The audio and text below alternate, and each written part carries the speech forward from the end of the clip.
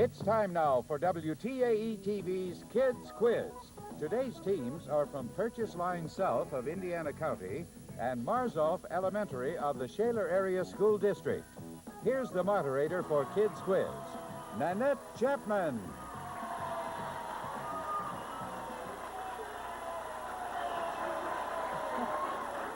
Good morning and welcome to another Kids Quiz. Kids Quiz is an instructional game for 4th and 5th grade students.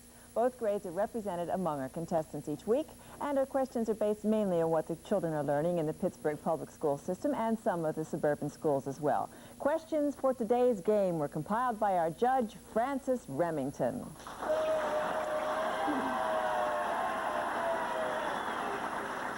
And the decision of the judge as to the correctness of each answer is final. Hello and welcome. And let's go over the rules. You've seen the program, I think, but we'll go over them anyway. When I ask a question, the clock starts. If you think you know the answer, you hit the buzzer in front of you. That stops the clock, and where the clock stops determines how many points each question is worth. Would you demonstrate for me, please? Tim. Just like that. And if you answer incorrectly, I'll repeat the question for the other team. And most times I will ask you questions just from over here, and then sometimes we'll do what we call a visual question, and I'll ask you to look at the monitor. So let's try one like that. In the next few weeks, we'll be hearing a song about a certain kind of bird being in a pear tree. What kind of bird do we associate with a pear tree at this time of year, Tim? Partridge. A partridge in a pear tree. Okay. I've never seen one, but the winner of today's game will be back on the air Sunday, December 16th to meet last week's winner. Now let's meet today's teams. From Purchase Line South of Commodore, PA. Would you each say your name and grade, beginning with the captain? Mark Budak, grade 5. Steve Patton, grade 5. Joe Pellis, grade 5. Christian Phillips, grade 4. Tiffany Henry, grade 4. Eddie O'Neill, grade 4. And their alternates are Dina Cassidy and Jeff Fulmer. And now from Marzoff Elementary of the Shaler Area School District. Tim Brunjack, grade 5. Mark Neal, grade 5. Katie Fowler, grade 5. Mark Petrovich, grade 4. Ryan Sullivan, grade 4. Michael Brucker, grade 4. And their alternates are Barbara Jehovic and Joanne Lorich.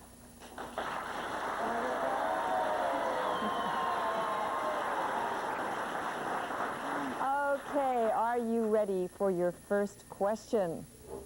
Okay, turn them around and we'll get them right here. Although Columbus is given credit for discovering America, it is not named after him. Who is America named after, Katie? America Vespucci. That's right. Okay, you got it. How long does it take the Earth to orbit the sun? Christian. Well, 1 year. That's right, Kristen. You got it. Now, look at your monitor. And you may use your paper and pencil if you want to. Will you fill in the missing denominator in the fraction you see on your screen? 25 over 45 is Mike. 5 nights. That's correct. 5 nights. And you may use your paper and pencils. Cedar had a large piece of cloth that she divided into 8 equal parts. She used 3 parts to make a jacket and 2 parts to make a skirt. What fraction would you use to show how much of the cloth she used? 8 Brian. thirds. Say it again. 3/8. No, I'm sorry, Brian, that isn't correct. Purchase line, what fraction would you use to show how much of the cloth she used? I see one hand. Mark? 1/8. No, it's 5/8. 5/8. All around it, but not quite. This is, so put your pencils down, please. This is a multiple choice question. The way of life of a group of people is called its resources, its population, or its culture. Mark and Mike, I've got 2. So, Tim, you'll have to choose. I've got 2 buzzers there. Mark. Culture. Culture, correct. Look at your television screen again. These 3 books have all been winners of what award? Mark. Newbery. Very good. The Newbery Award. Yeah, good. Which is, for those of us who aren't quite that bright, the year's best children's book. And I'm not quite sure I would have known that, but that's very good. One ant doesn't live by itself and get food for itself the way one frog or one turtle does. Ants live and work together, and hence are called what kind of insects? Social. That's right, Brian. That's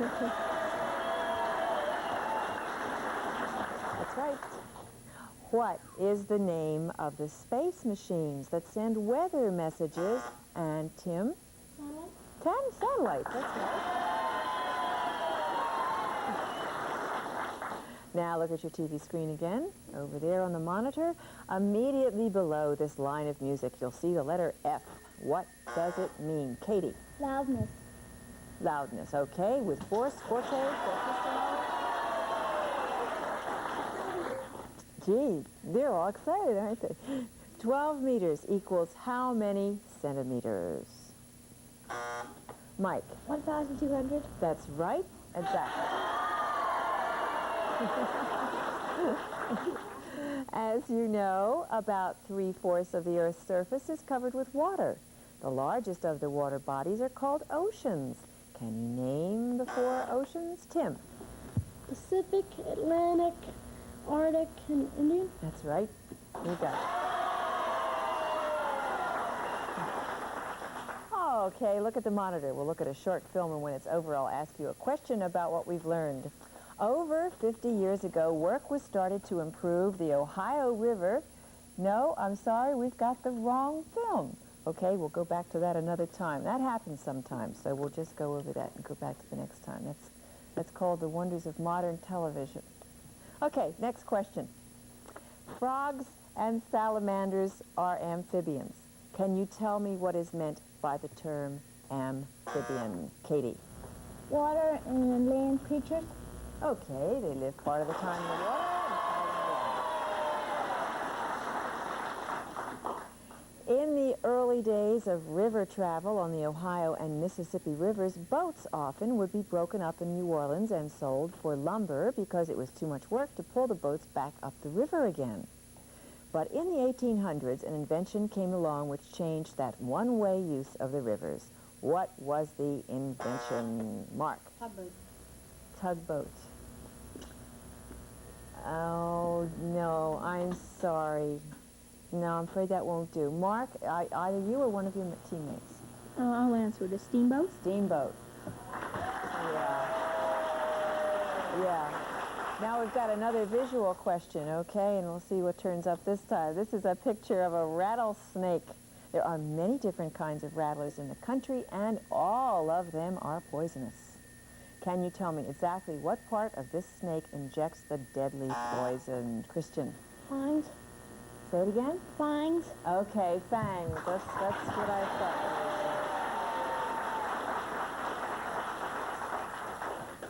I don't want to meet one of those. If you went to a laserium program, which I heartily encourage, at Buell Planetarium, can you describe in general terms what you would see? Katie? Snakes and other amphibians. No, I'm sorry. You've got that mixed up with somewhere else, Katie. For purchase line, I see one hand, and that's got to be Eddie. Flowers and plants. No, we are talking about the laserium program at Buell Planetarium. Planetarium? Ah, planetarium, not plant. And you would see colored lights and formations appearing to dance to music. So I guess you haven't seen that show. I'll bet you do now, right? It's really nice. You should go. It really is. 97% of the world's water is saline, in other words, salty. How did the oceans become salty? How did they get salty? Katie? When the waves came in from the ocean, it brought back sand. You're thinking, Katie, but it's not quite right. I'm sorry, that's not quite enough, dear, for purchase line. How did the oceans become salty? Again, I see just one hand, so Mark, you're going to have Eddie answer that, I guess. Rocks on the, along the rivers and the ocean. Can you just a little bit more? As the waves would come up, they'd wash some of these rocks down and they'd make the ocean salty.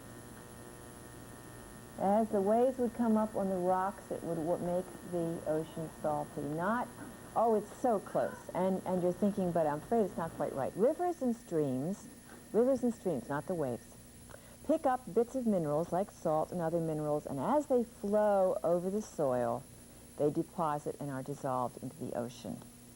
But you were close and you were thinking, but we couldn't quite take it. Look at your TV screen again. Can you unscramble that word? Mark. Earthquake. Well, Mark has the light on for Marzoff, and he got the answer. Mark answered at the same time at purchase line, but Mark from Marzoff got the answer. Okay? Everybody straight? Let me explain before we have any mix-ups. Mark put his buzzer on and the light shined, and Mark up there answered at the same time. But we have to look at the light. But you knew the answer anyway. Okay. For many years, cotton wasn't at all profitable to grow because of the difficulty and time involved in separating the cotton fibers from the seeds. But in 1793, a Yale graduate who had come south to teach brought great changes to the South with his invention of the cotton gin, a machine that could do the job of many men. Who is credited with this invention? The cotton gin. Who invented the cotton gin? Oh, doesn't anybody want to guess? I'll bet you know this. The fingers are oh, Tim. Did we get Tim before the buzzer? Okay. Edison. No, it wasn't Edison, but you gave it a good try. Purchase line, that gives you a chance to guess at who invented the cotton gin. Eli Whitney. Eli Whitney. But Tim thought he'd give it a try anyway. You never know, it might have been right. When you add 1 to 9,999, what is the total? Tim. 10,000, right. We'll be right back with a score after these messages. The score is purchase line 60, Marzoff 165.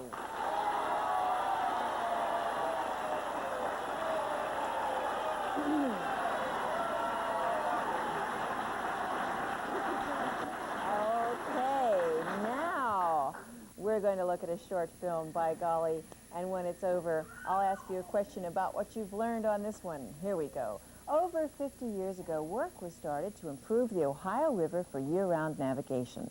This work would link Pittsburgh with other inland cities, the oceans, and world ports. Transportation by barge would be easier. To do this, several large concrete tanks were built to enclose parts of the river. They would have watertight gates in a series of levels. This would allow barges to easily pass from one water level to another. It would also make traveling on the river much easier and safer. And the question is, what do we call the cells or compartments, Tim? Locks. Locks, okay.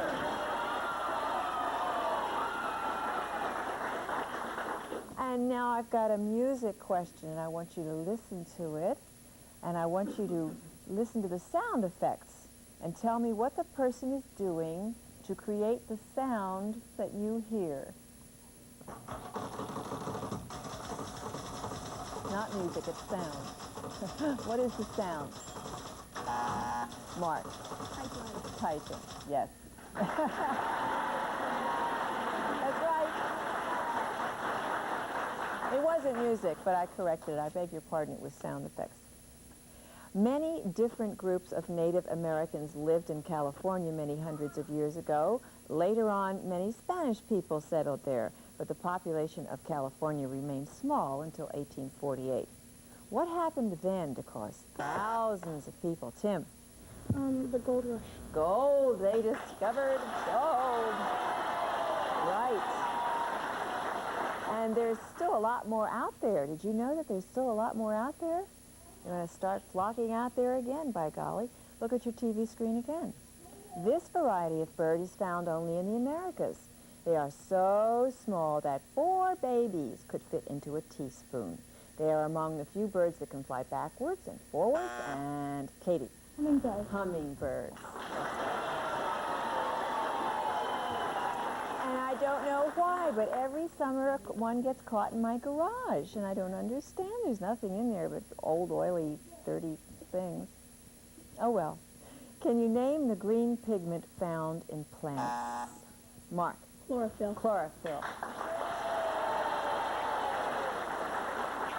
Which is capable of absorbing energy from the sun. I don't get to finish the question.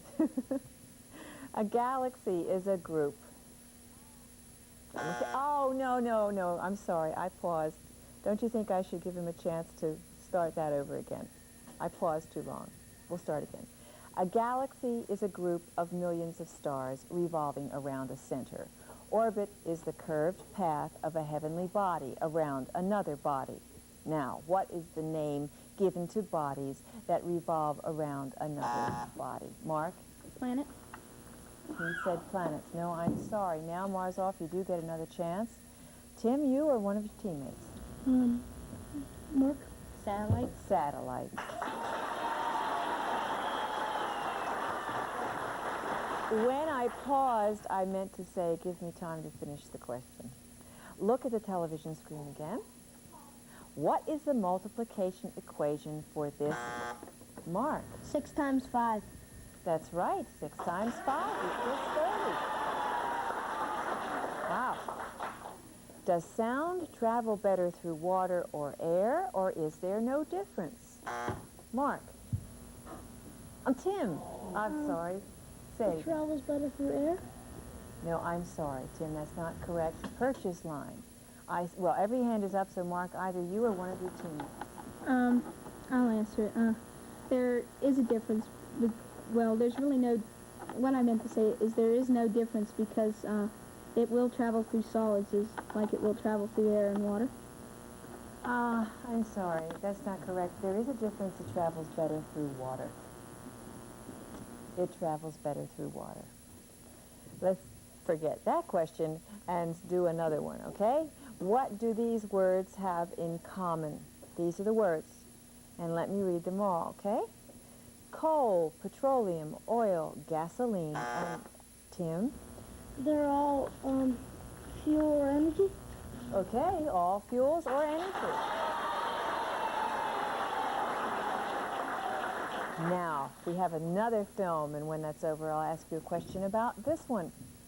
To develop girls' courage, protect their confidence, and train their hands and hearts to serve eagerly and purposefully their homes and their nations. With that objective, Mrs. Juliet Gordon Lowe invited a dozen girls to her home in Savannah, Georgia on March 12, 1912 for a meeting. This eventually became a club. Girl Scouts. Yes, okay, Eddie. Okay.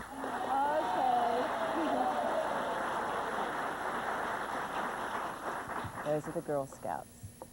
How many Girl Scouts do we have among those girls that are sitting up there? Oh, my goodness. Well, I was a Girl Scout. Well, yeah, very briefly, I was a Girl Scout. When the Dutch colony of New Netherland was taken over by the English in 1664, the name of the capital of the colony was changed from New Amsterdam to what? Tiffany. New York. New York, that's right, Tiffany.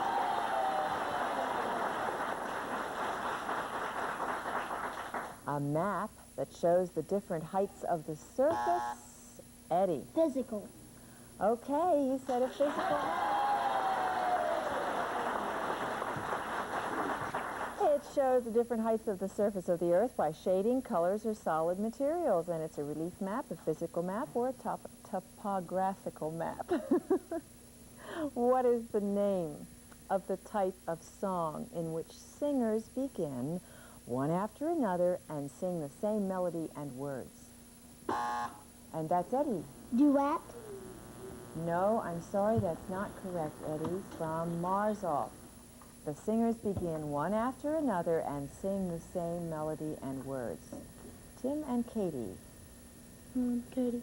Quarter past. Oh, no, that's not right. It's around.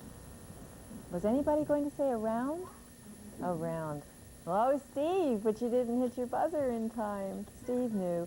Look at your TV screen again. The Mount Rushmore Memorial to 4 great Americans has the largest figures of any statue in the world. The heads are cut out of the solid granite of the mountain. Can you name 3 of the... Katie? Teddy Roosevelt. Abraham Lincoln. Thomas Jefferson. That's enough. It says 3 out of the 4, so you got it.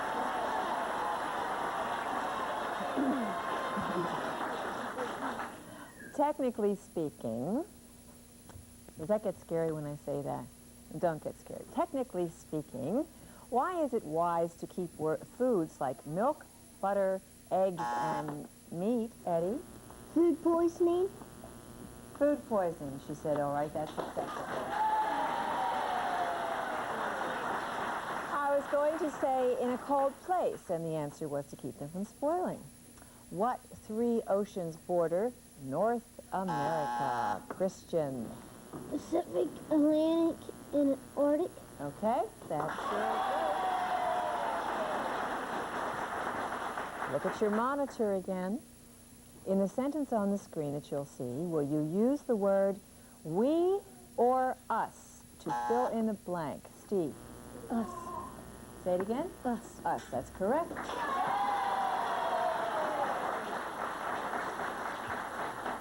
Some words express a relation to a noun, pronoun, or phrase which follow it. They are known as prepositions, such as at, on, in, for, by, with, etc. And what was the word that I used to describe this part of speech, Joe? Pronoun. No, I'm sorry. That's a kind of a trick question. Marzoff, what was the word? Tim, Mark, Mike? You can do it yourself or someone on your team? Mike. Preposition? That's right.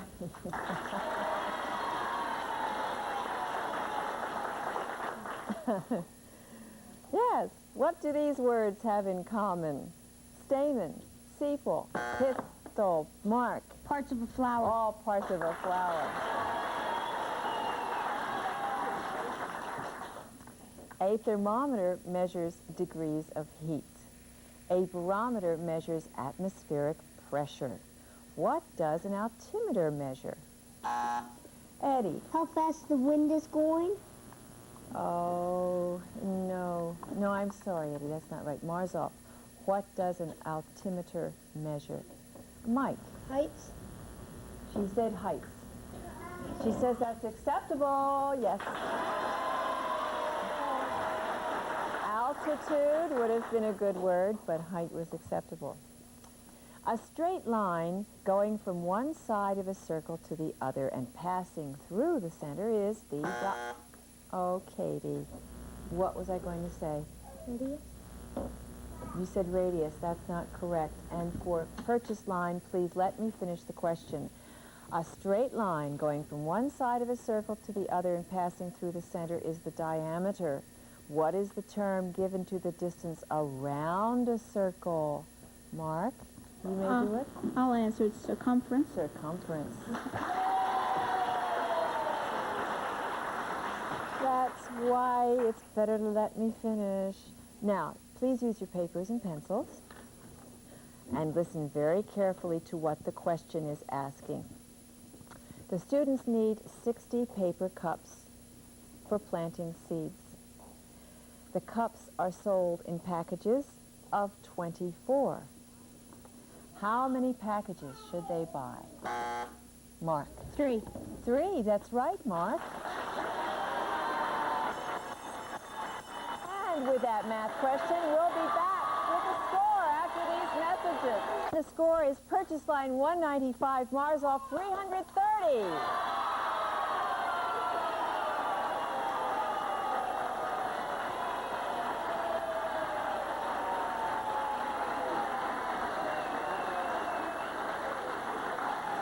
Join us next week for a playoff game in which East Hills competes with...